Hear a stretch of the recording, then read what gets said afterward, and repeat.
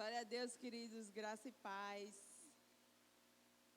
Eu sempre faço questão de dizer da minha alegria de estar aqui para servir a igreja, entendendo que nós temos aprendido aqui que nós temos o nosso chamado e o nosso chamado não é para nós, né?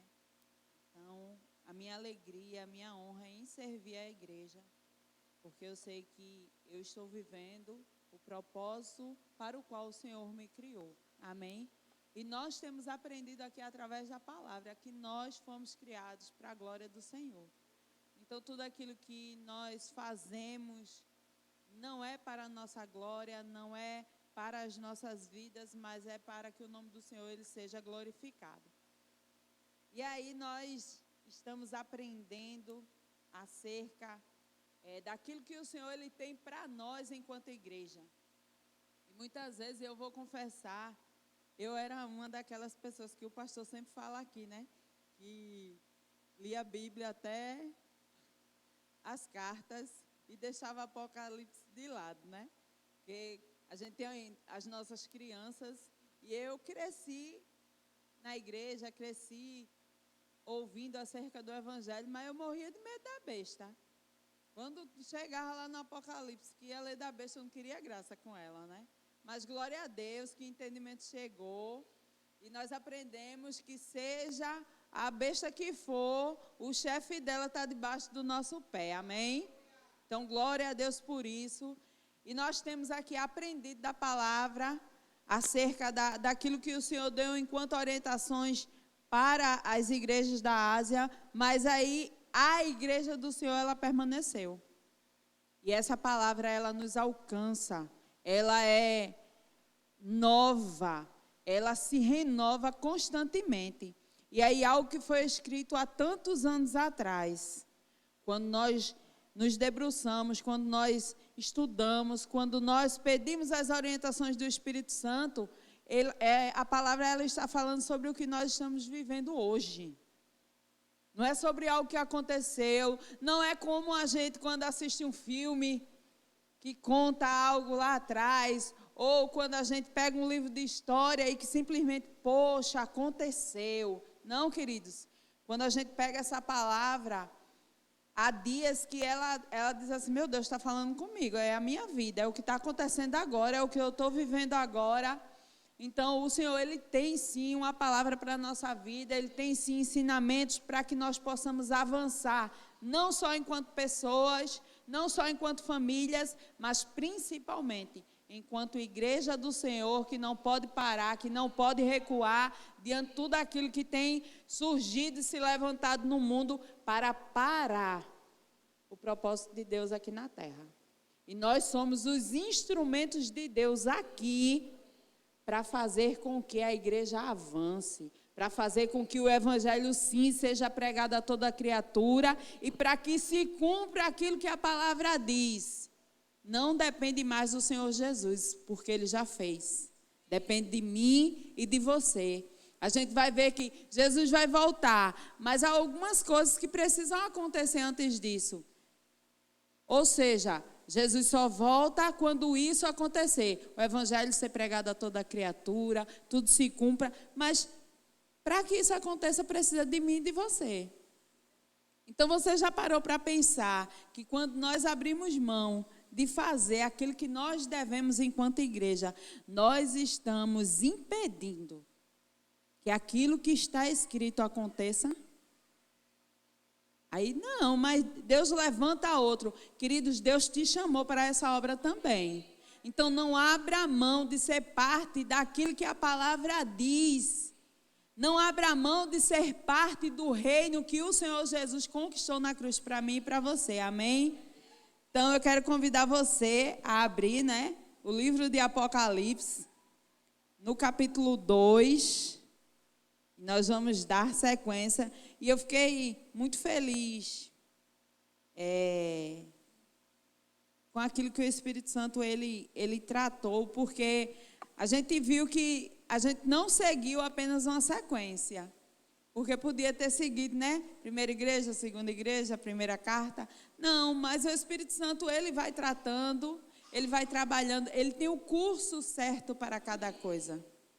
E aí, ouvimos lá a ministração com o Eric falando que nós precisamos sim, queridos, voltar ao primeiro amor. Deus, ele precisa ser o centro da nossa vida.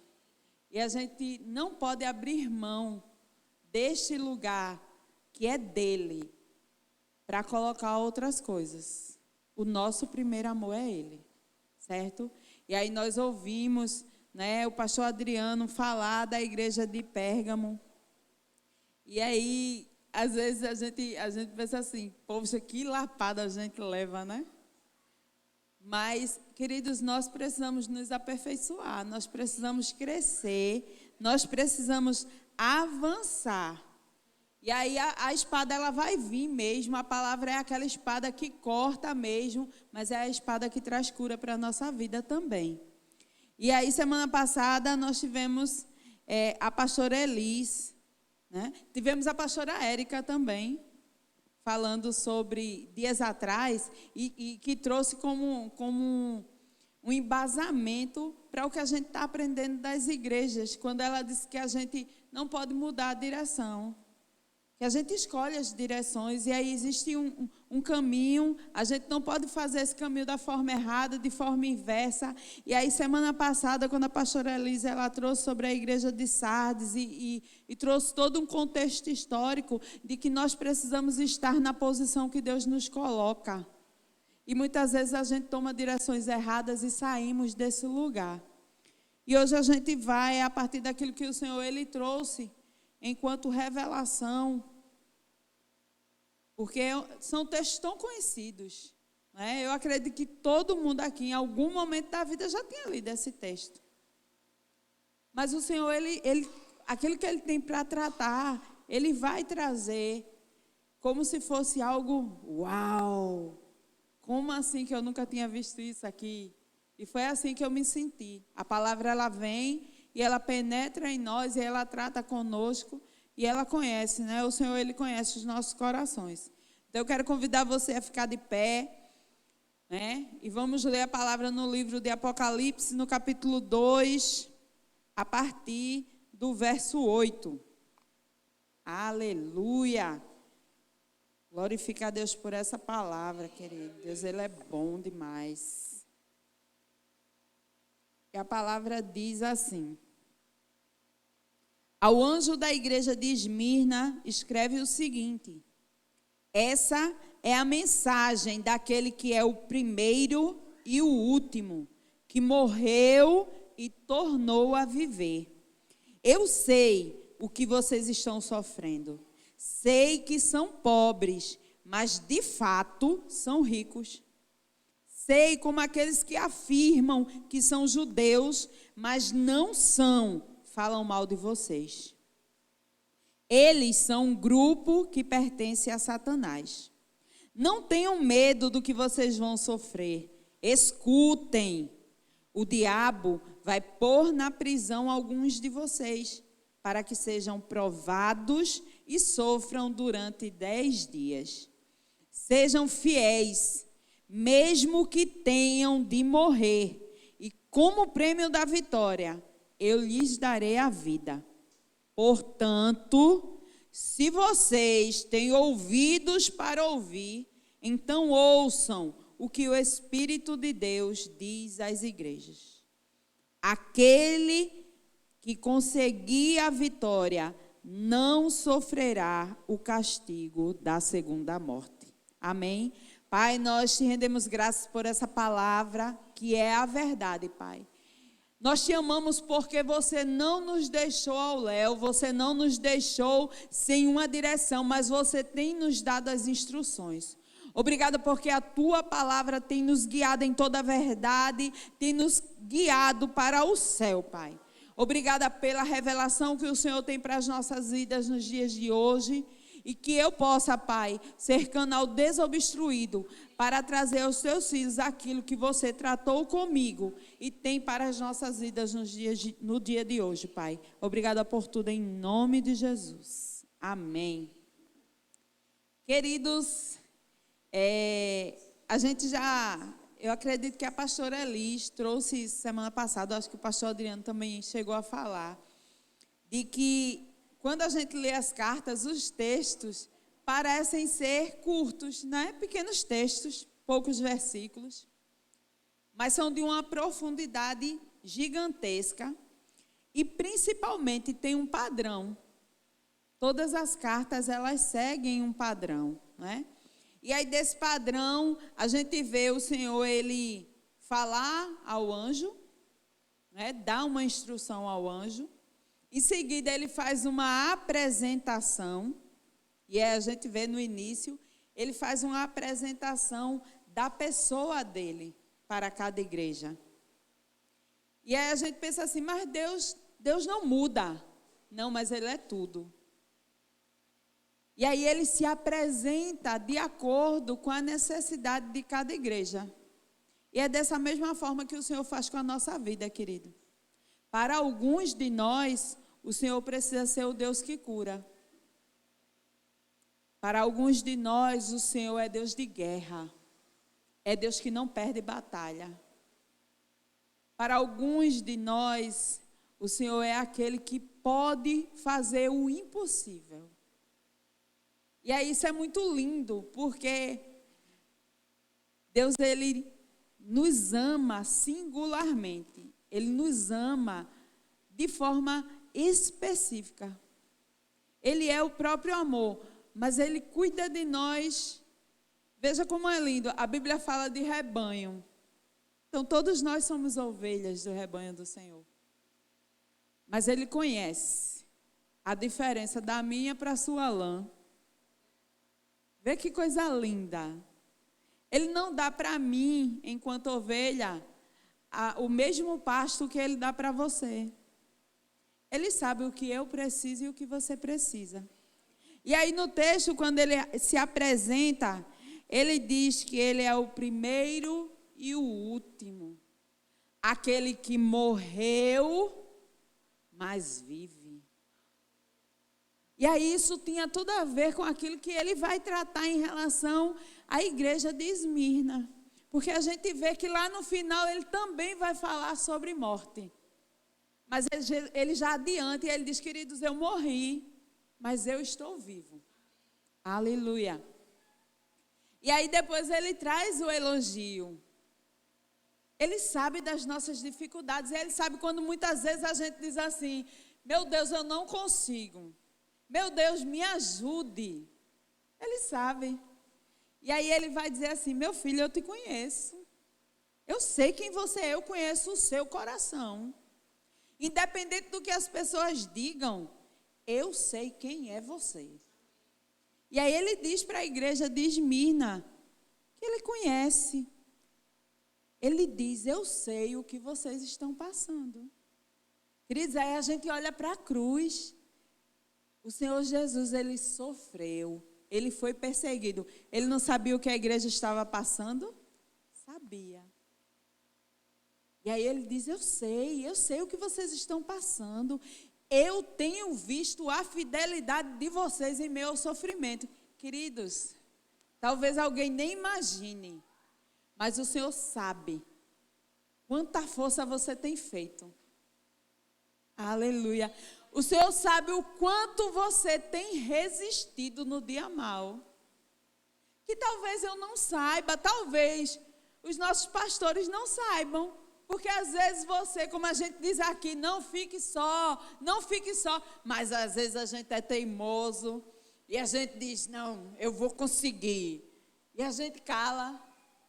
E a gente guarda. Mas às vezes está tão pesado. E aí o Espírito Santo chega e diz assim, filho, você não está sozinho. Eu estou aqui, mas procure o seu discipulador, amém? Aleluia. E aí depois, como um bom pai, ele traz a exortação.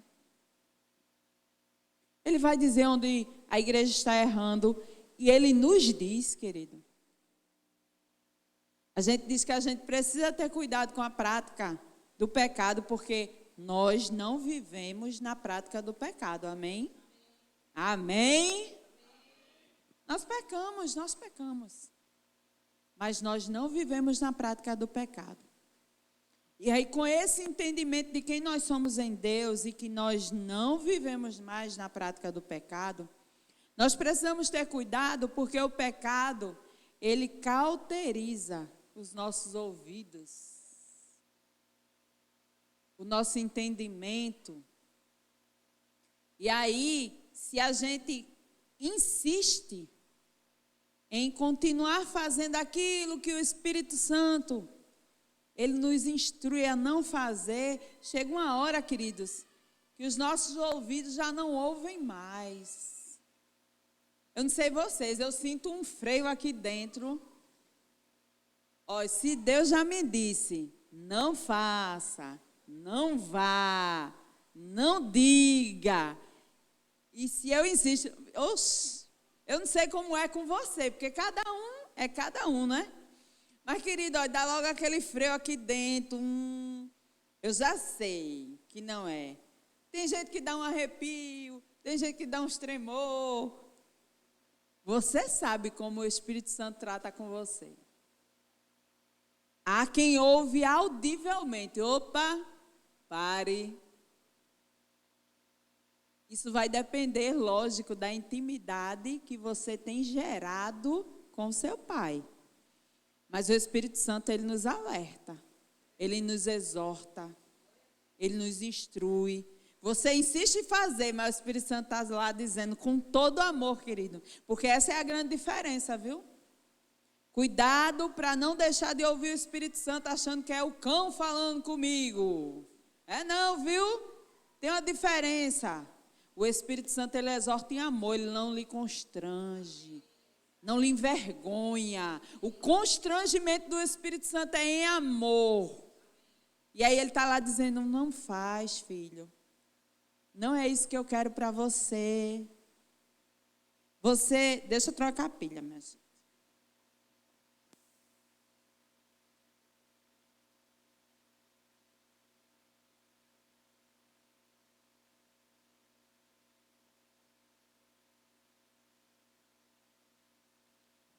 Amém. Se demorar muito o culto, foi a demora da pilha, viu?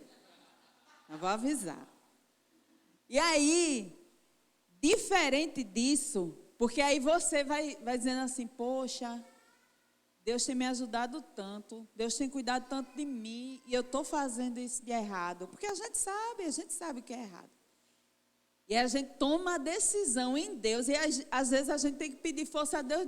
Meu Deus, me ajuda, eu não quero pecar, me ajude. E Deus, ele ajuda, ele pega junto com você. Diferente do inimigo. O inimigo faz assim, vai rapaz, que besteira. Todo mundo faz.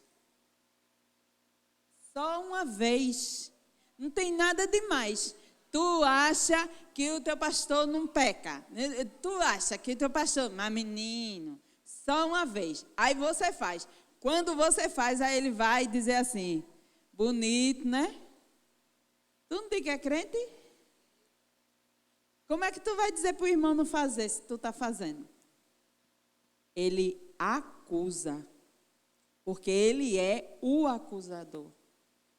E aí, por fim, a carta ela termina com a promessa. Que coisa boa é ter pai galardoador. Você acha que seu pai ia deixar você passar um perrengue desse e não ia chegar lá, tá te esperando no final com um presentão? A gente faz isso. Eu sou besta aqui só. A gente faz.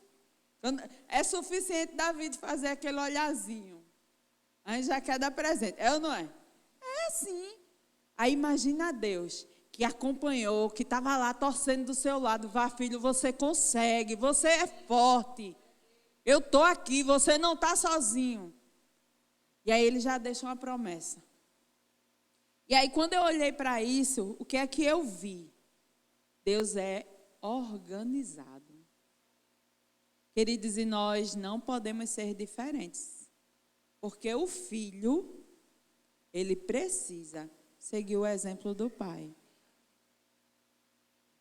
E aí, dentro disso, né, a gente vai começar entendendo como era Esmirna, né? Quem era Esmirna? A igreja de Esmirna estava na cidade de Esmirna, que era uma cidade que ficava na Ásia Menor. Uma cidade que era dominada pelo Império Romano. E quando você pensa assim, império, essa é a grande diferença.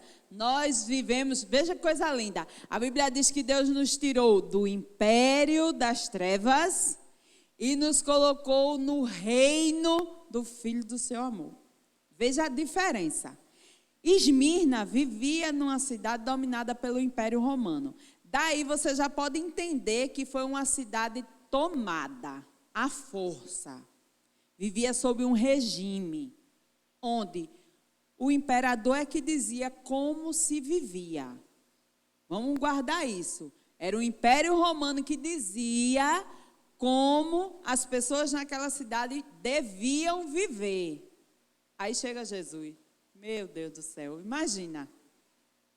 As pessoas vivendo de um jeito, aí chega Jesus dizendo, eu te chamo para a liberdade, filho. Você é filho amado. Olha que confusão deu na cabeça do povo. Mas vamos lá. E aí, era uma cidade muito importante, porque ela tinha um comércio muito forte.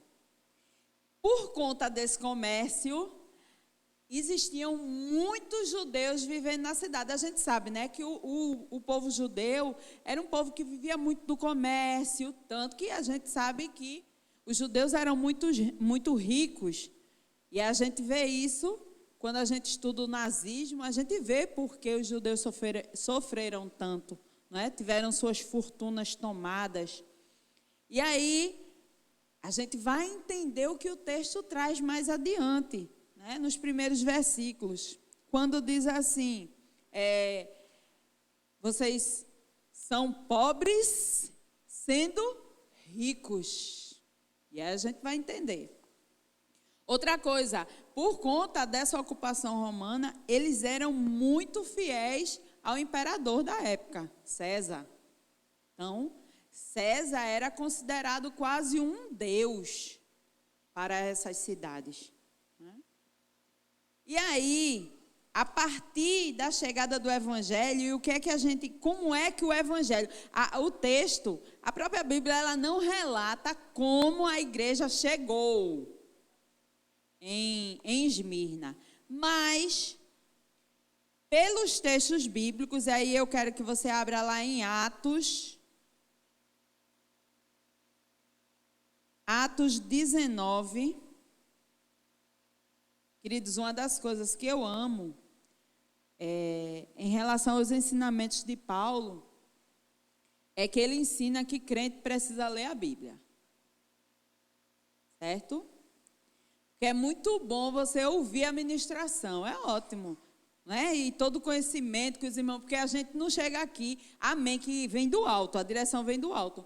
Mas nós precisamos aprender da palavra, certo? Se fosse assim, Deus não teria deixado a Bíblia, não é? E aí Paulo, ele nos instrui que nós devemos ser como os crentes de Bereia, não é? A gente precisa ouvir uma pregação, querido, e olhe, glória a Deus pelos nossos pastores, pela liderança dessa igreja, por aqueles que têm chegado aqui para trazer uma palavra, porque nós conhecemos de perto. Mas às vezes a gente abre o YouTube, né? Glória a Deus pela vida da nossa irmã Rose, que todos os dias nos manda uma mensagem de fé, uma mensagem que alimenta. E aí bereana, né? Eu pego a mensagem de Rose e eu vou para a Bíblia, né? É assim que a gente faz, não é assim, Rose? Tá vendo? Glória a Deus. E aí, queridos, a gente precisa fazer como Paulo nos instruiu. E a gente vai entender porque o Espírito Santo, ele traz o entendimento acerca daquilo que você está lendo. O Espírito Santo não dá cola para ninguém, viu? É muita gente aí dizendo que, poxa, não passei no concurso, Deus não quer que eu passe. Deus quer sim, porque os melhores lugares são para os filhos. Mas aí, queridos, não adianta fazer a prova e pedir que o Espírito Santo lhe ajude, não, que ele não vai dar fila, não. É diferente quando você estuda e diz, Espírito Santo, me ajude, traga a minha memória daquilo que eu estudei. É diferente, viu? Fique querendo fazer o Espírito Santo pecar, não. E aí, em Atos 19, no versículo 9 e 10, a gente tem uma ideia de como a igreja chegou em Esmirna. O capítulo 19, né, ele fala das viagens de Paulo, de como Paulo pregava o evangelho. E aí, Paulo, a partir do versículo 8, ele fala, né, que Paulo estava pregando em algumas cidades, frequentando algumas sinagogas, ensinando sobre o evangelho. Porém, aí no versículo 9 diz assim: todavia, alguns daqueles, né, que ouviam o evangelho, tinham seus corações petrificados e descrentes, e passaram a falar mal do caminho para toda a comunidade. Quem era o caminho? Jesus. E pode ver que o C de caminho está maiúsculo. Paulo, então, afastou-se deles e, tomando consigo os discípulos, começou a ensinar diariamente na escola de Tirano.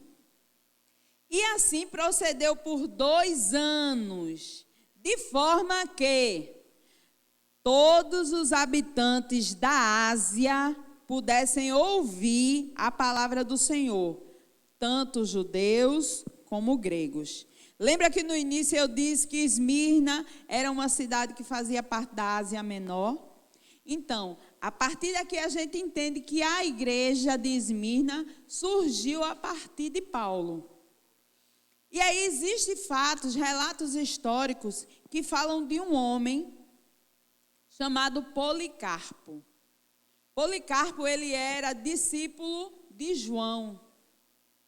E pelos relatos históricos, e inclusive a forma que Policarpo foi morto, traz uma ideia de que ele era um dos líderes dessa igreja, certo? Por quê? Como eu disse, o Império Romano dominava a cidade. E as pessoas eram obrigadas a reconhecer César como divindade, né? E a declarar: César é o Senhor. Só que o evangelho chegou e as pessoas conheceram a Cristo e passaram a dizer que Cristo era o Senhor. Então, as pessoas que passaram a declarar isso passaram a ser perseguidos.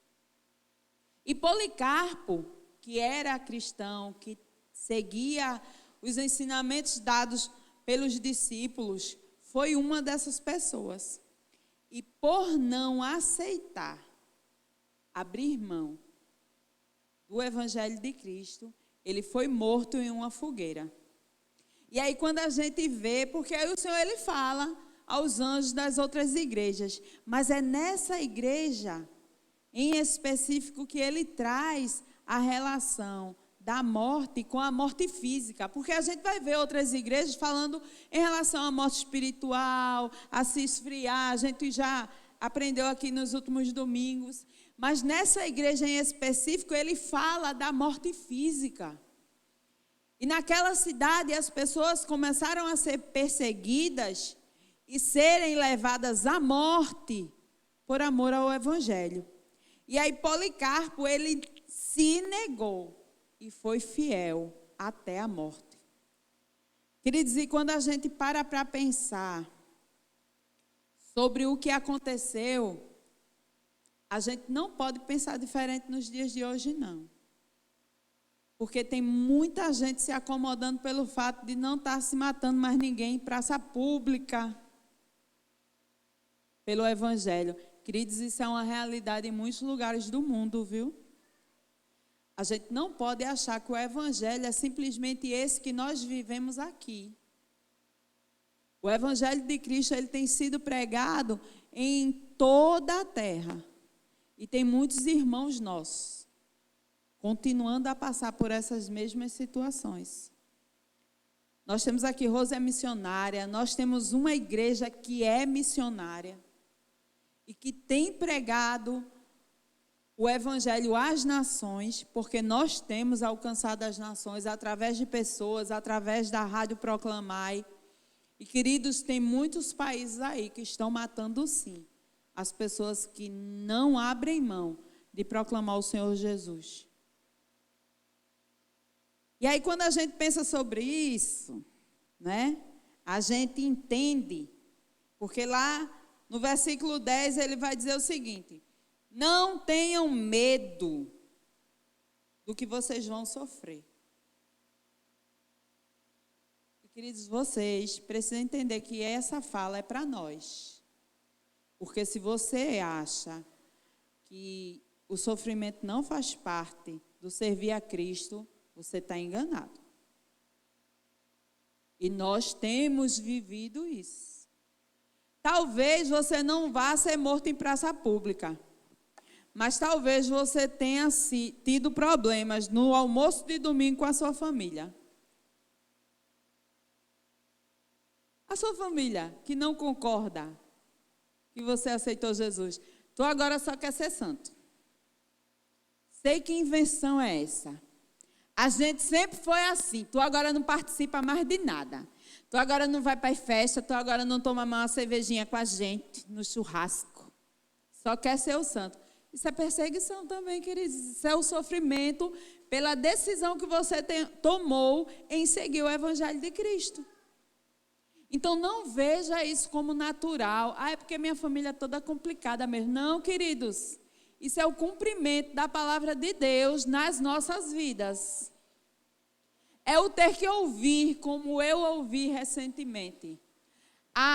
Ela não mente não, que ela é crente. Queridos, para alguém isso é desdém. Para mim foi um elogio. Eu disse, que legal. Que legal. E eu não vou mentir mesmo não, queridos. E nós precisamos entender que a nossa posição em Cristo precisa ser vista. Por quê? Hoje não é mais fogueira, hoje não é mais cruz. Aqui, viu? Aqui. Vamos falar do aqui, né? Por enquanto.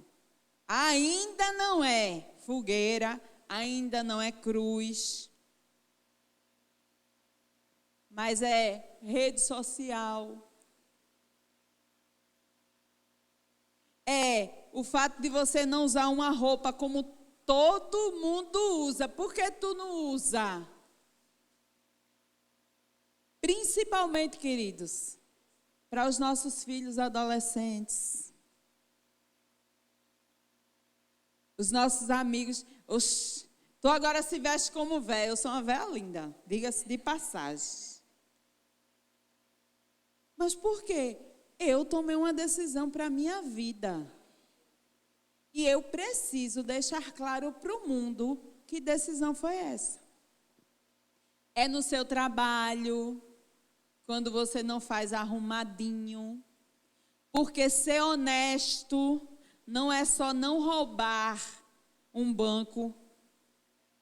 Porque é muito fácil falar de político. Político corrupto, político ladrão e não sei o que, queridos. Se você não está conseguindo ficar na fila do ônibus, no seu lugar para entrar, você está sendo tão corrupto quanto.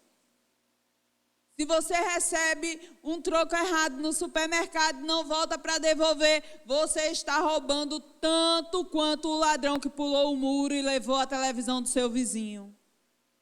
Não existe diferença. E nós precisamos ocupar, sim, esse lugar de santidade, esse lugar de honestidade, esse lugar de caráter que foi conquistado a preço de sangue. Não foi de todo jeito, não. É com os seus amigos, queridos. Adna, mas tu agora é tão sem graça. Eu digo, oxe, agora que eu tenho graça. Meu Deus, eu fui banhada pelo rio da graça. Agora que eu tenho graça, menina. Tu é que não conseguia ver. Mas as escamas caíram, queridos. E a gente precisa se posicionar nesse lugar com alegria, viu? Cuidado com o engano do seu coração. Porque o diabo, ele solta a semente. Vocês já ouviram aquela história do homem que tinha um cavalo e aí o diabo vem e solta a corda do cavalo? O cavalo vai dar um coice não sei nem qual era o bicho, mas no porco, mata a vaca do outro, né? Aí dá um coice, mata a vaca do vizinho. Aí o vizinho vem e mata o dono do cavalo. Aí o filho do dono do cavalo vai lá e mata o dono da vaca. E depois dá aquele sarceiro. Meio mundo de gente morta e tal. E aí alguém vai e pergunta o diabo assim: mas rapaz, como é que tu foi uma coisa dessa? Ele disse: eu só soltei a corda do cavalo. Cuidado com as sementes que o diabo lança. Porque o diabo, ele não vai fazer o todo, não. Quem vai fazer somos nós. Se não estivermos alinhados com a palavra. E aí, dentro do que a igreja de Esmirna passa, e que a gente traz para a nossa vida, foi dentro ali do povo que começou a se levantar as acusações, as perseguições. E aí o texto vai falar dos judeus que se dizem e não o são. Eram aqueles para os quais Jesus veio, mas não os aceitaram. E aí começaram a perseguir os próprios judeus que aceitaram.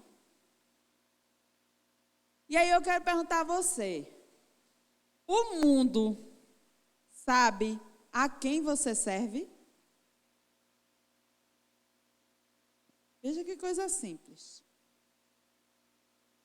O mundo sabe a quem você serve?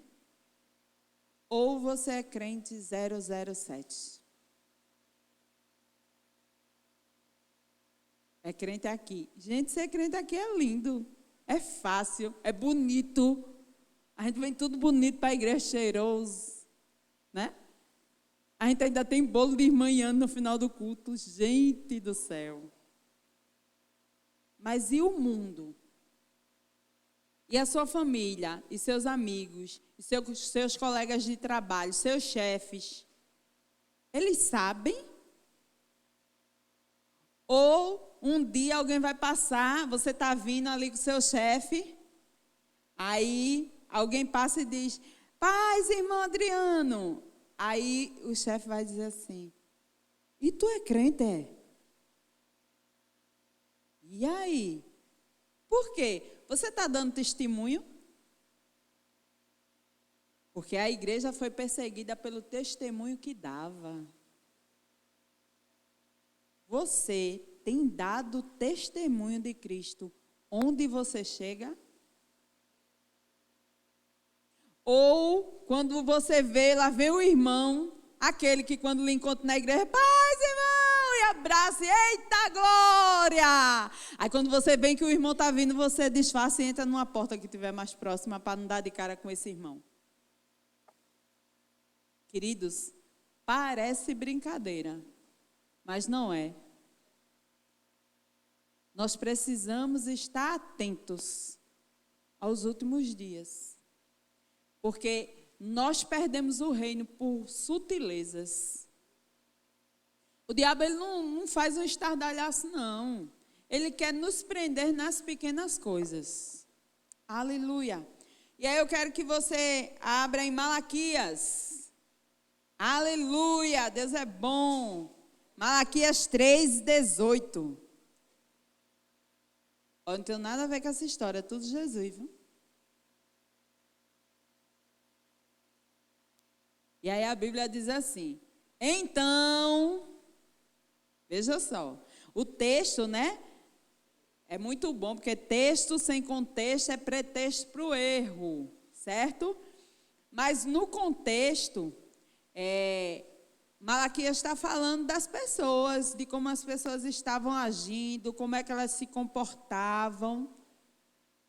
E aí o versículo 18 vai dizer assim: então vereis outra vez a enorme diferença. Vejam só, enorme diferença entre o justo e o maldoso, entre os que servem a Deus e os que não o servem. Queridos, a diferença não é pequena não, viu? Não é não. Se você está quase igual ao seu amigo que não é crente, tem alguma coisa errada.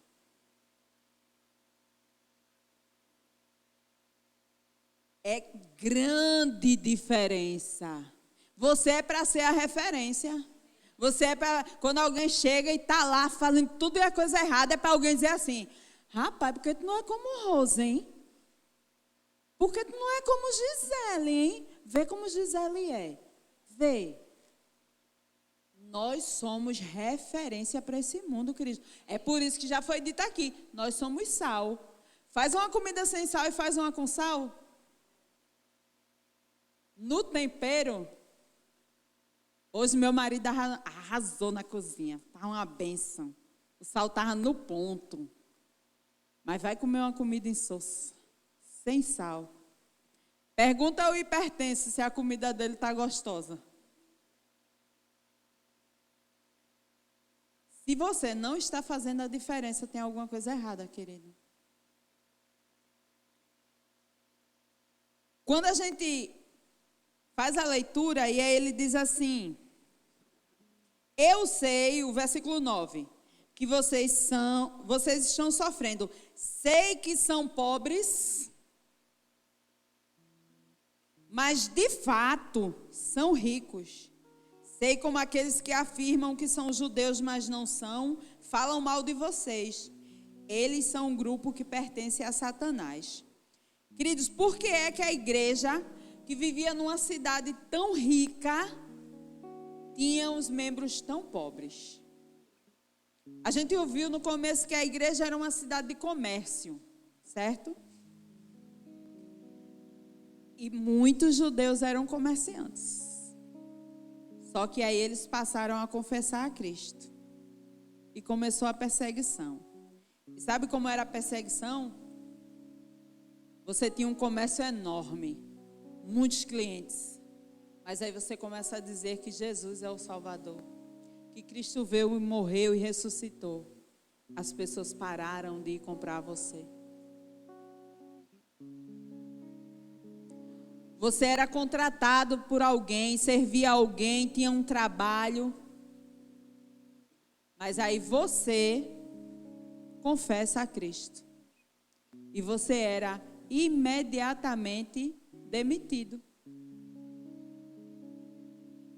E aí passava assim a sofrer. Quando as pessoas se convertiam e passavam a deixar de chamar César de Senhor, passavam a ter Cristo como o Senhor das suas vidas, as pessoas tinham os seus bens materiais reduzidos. Mas, queridos, a palavra ela nos garante que as riquezas espirituais são infinitamente maiores do que qualquer bem que a gente possa ter. E aí eu quero pedir para você abrir lá em Mateus. Mateus capítulo 6. A partir do verso 19. Aleluia. Mateus 6,19 diz assim: não acumuleis para vós outros tesouros na terra, onde a traça e a ferrugem destroem, e onde ladrões arrombam para roubar.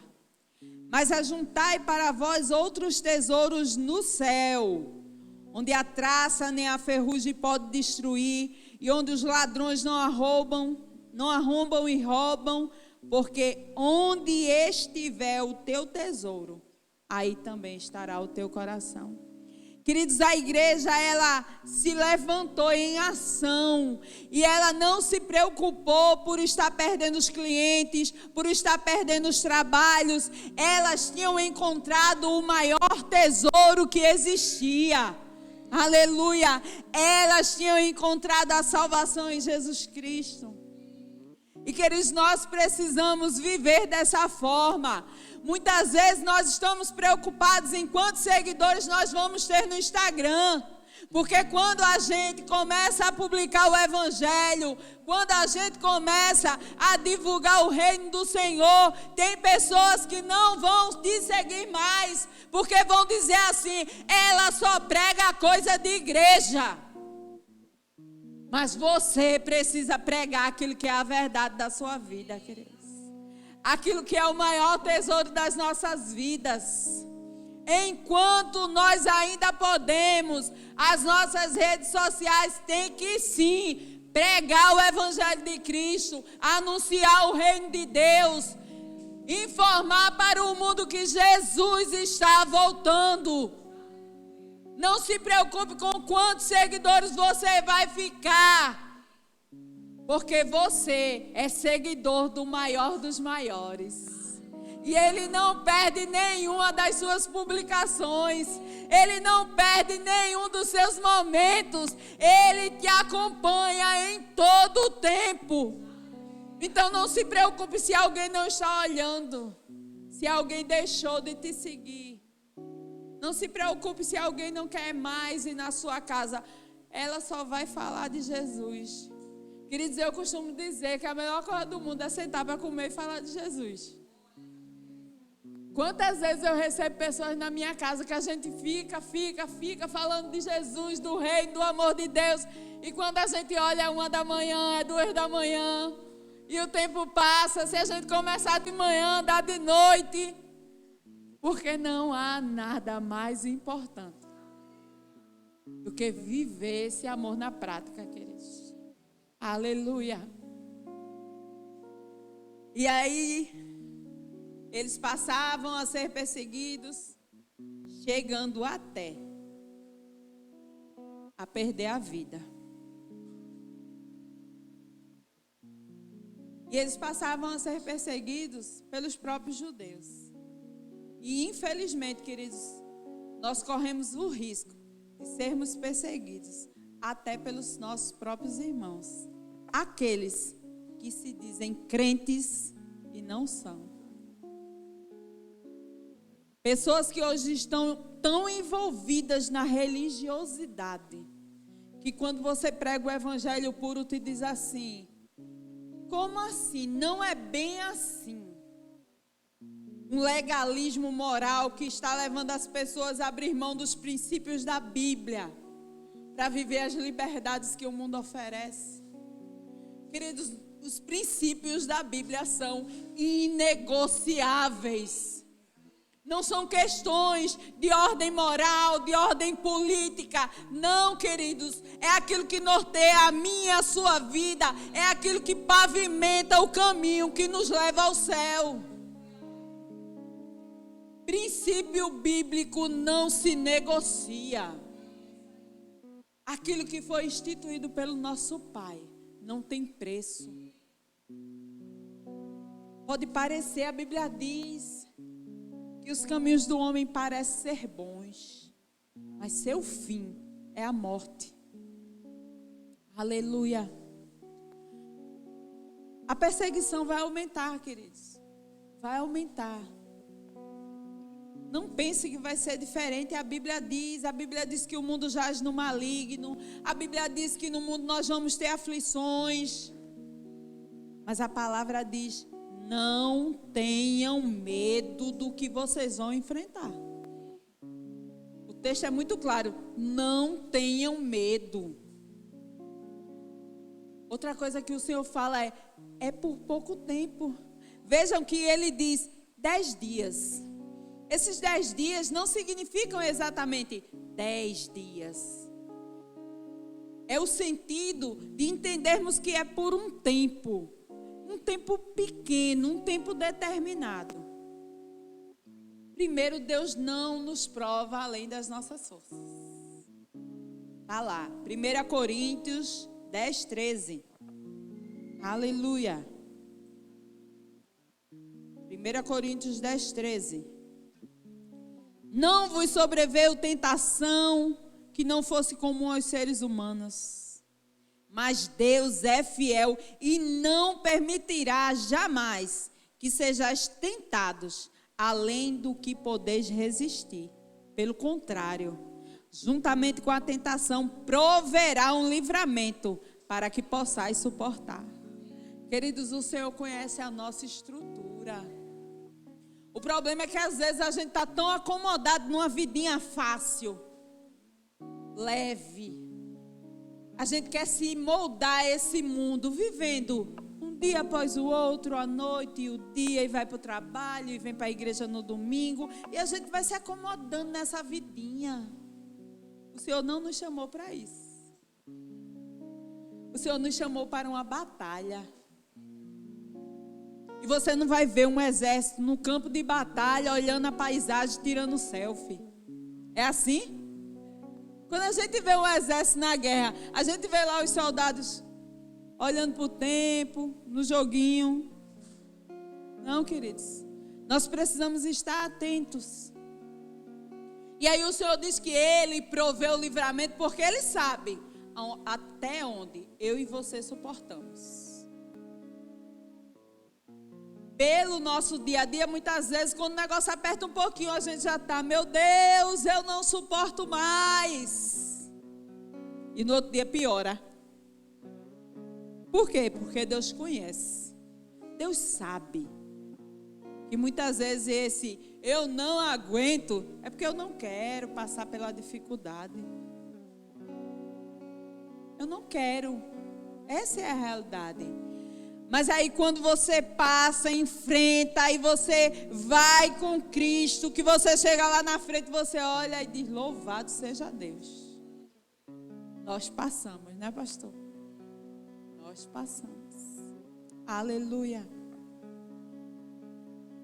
Queridos, mas o texto ele fala de que muitos vão morrer.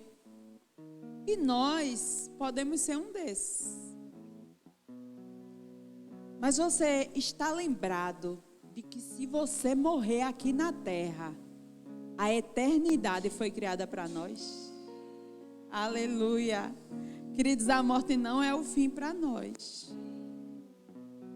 A morte para o cristão tem que ser passagem para a vida eterna. E não uma vida eterna de dor. Aleluia. Porque também vai haver a vida eterna para a dor. Nós precisamos caminhar para uma vida eterna de paz. Sabe por quê? O sofrimento traz aperfeiçoamento. Então, queridos, não desejam uma vida navegando no mar sem ondas. Deseje viver o propósito que o Senhor tem para você. E se o propósito é enfrentar as lutas que você foi chamado para lutar, renda graças. Porque é essa luta que vai te aperfeiçoar para alcançar o céu. Aleluia. Nós somos aperfeiçoados a cada dia. Queridos, o mundo ele traz sofrimento para enterrar as pessoas. E nós temos visto aí muitas pessoas. Quantas pessoas têm se deixado engolir pelo sofrimento? Quantos casos a gente não tem ouvido, até mesmo conhecido de pessoas que não suportaram e tiraram a própria vida? Foram engolidos pelo sofrimento. Queridos, não é isso que o Senhor tem para nós. O sofrimento para nós é motivo de crescimento, de amadurecimento, para que possamos passar e ajudar aqueles que ainda estão sofrendo. Queridos, eu ouvi do Senhor muitos anos atrás. Lembro como hoje, ajoelhada, no círculo de oração, orando e perguntando ao Senhor: por que eu? Por que comigo? Por que tanto sofrimento? Eu não tinha a maturidade. Então eu não queria passar por aquilo que eu estava passando. E eu ouvi tão claramente quando a voz me disse: tudo que você está passando é para que um dia você possa ajudar outras pessoas. Queridos, e muitas vezes, dentro do meu consultório, dentro da comunidade terapêutica, no meu trabalho, eu choro, grata ao Senhor, porque Ele me fez passar por tudo que eu passei. E hoje eu posso ajudar outras pessoas a partir daquilo que Ele me ajudou a superar.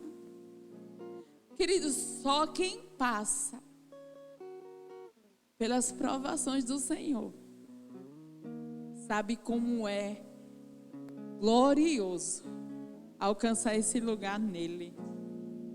Porque, queridos, não é sobre mim, não é sobre o meu pastor, não é sobre a minha pastora, não é sobre o que eles passaram.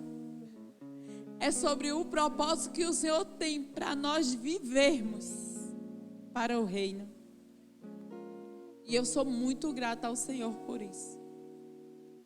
E aí a gente vê uma igreja passando pela perseguição, mas entendendo que uma hora aquilo ia acabar. A igreja atual tem perdido isso. A igreja atual tem deixado de viver o evangelho da igreja primitiva. Que as pessoas não estavam preocupadas com o que elas estavam sofrendo, não estavam preocupadas com o que elas estavam perdendo, porque havia uma esperança. Jesus tinha acabado de morrer há tão pouco tempo. E tudo que eles ansiavam era encontrar Jesus. Queridos, e infelizmente a igreja tem, como o mundo tem feito, achando que é só uma história. Eu era criança e ouvia falar que Jesus ia voltar. E estão achando que é conto da carochinha.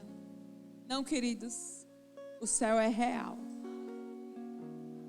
E se você abrir mão de permanecer, você vai descobrir que o inferno também é. Porque seria muito bom se fosse uma história da carochinha. Porque o céu não existiria, mas o inferno também não. Não queira descobrir a realidade do inferno. E aí, queridos, nós precisamos entender que a perseguição vem. E como você, como eu, como nós vamos reagir a ela? Porque nós precisamos nos manter firmes diante da adversidade. A gente fala muito, a gente prega muito aqui a palavra, porque a palavra ela tem que estar dentro. Se você não correr para a palavra, você não vai resistir. Se você não estiver firmado, se a sua fé não estiver alicerçada naquilo que a palavra diz a seu respeito, a respeito de quem é o seu pai, você não vai resistir à adversidade. Deus, Ele tem o controle de todas as coisas, querido. Se você tiver entendimento disso, você não se desespera. E eu amo meu pastor, porque quando eu quero me desesperar, ele me puxa para o lugar. E ele puxa de verdade, viu? E aí eu lembro, quando o Espírito Santo me trouxe esse versículo, eu disse: obrigada, Pai, pela vida do pastor Adriano. Que não me deixe esquecer disso. Daniel, queridos, a gente tá terminando, de verdade, não vou fazer feito da pastora Elis, não. Tá terminando. Aleluia. Daniel, capítulo 2. Deus tem um controle, querido. Versículo 20. Veja só que coisa linda. Você está preocupado, você acha que não vai dar, que não tem jeito, que depende do dinheiro que você ganha no seu trabalho, que não vai dar certo, que se fulano não lhe ajudar, não vai ter como. Queridos, Ele tem o controle, Eric. O controle é dele. Aleluia. Daniel capítulo 2, verso 20, diz assim: seja bendito o nome de Deus para todo sempre. porque a sabedoria e a força a Ele pertencem. Ele muda as épocas e as estações, destrona reis e os estabelece. Dá sabedoria aos verdadeiros sábios e entendimento aos que buscam discernir e conhecer. Queridos, não se preocupe quem está lá. Quem colocou foi Deus e quem tira é Deus. Não se preocupe porque Ele tem o controle de tudo. Quantas vezes a meteorologia diz, vai chover, e o sol abre. Ele controla o tempo, Ele controla as estações, Ele controla a minha e a sua vida. Tem um versículo na palavra que eu amo demais. Se eu não me engano, é em Crônicas, depois você busca no Google. Ou é provérbio, pastor? Diga aí, pastor.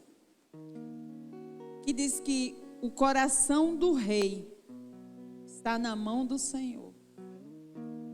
E Ele o inclina para onde Ele quer. Queridos, não importa o que as pessoas queiram fazer com você. Não importa o que as pessoas estão dizendo que vão fazer. Queridos, é até aqui. Não mais adiante. Se o Senhor falar, olhe as ondas do mar.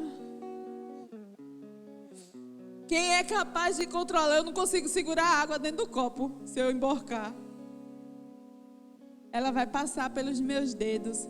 E o Senhor disse, até aqui. E a onda vem, e ela tem que voltar, porque o Senhor não permite. Aleluia. Nós temos uma meta, querido. Nós temos um objetivo. E eu não sei se você está pensando diferente disso. Se você aceitou Jesus esperando ganhar uma casa, um carro, queridos, seu objetivo está errado. E você nem vai ganhar o que devia e nem vai receber o que está querendo.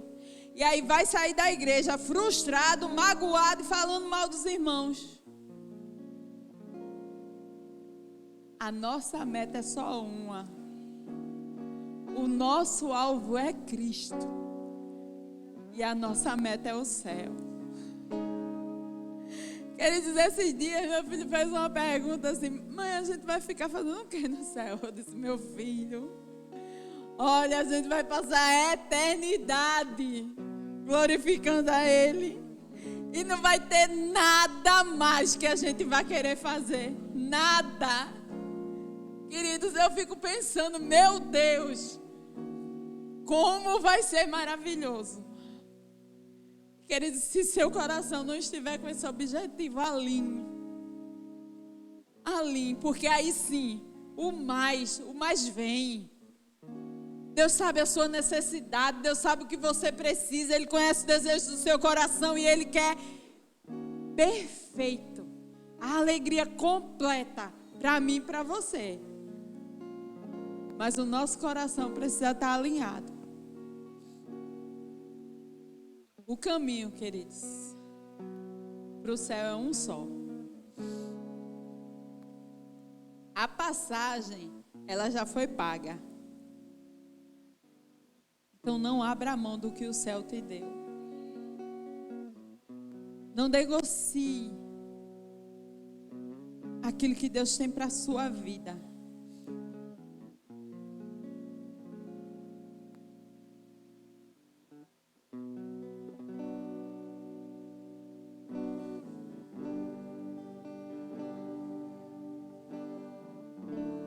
Queridos,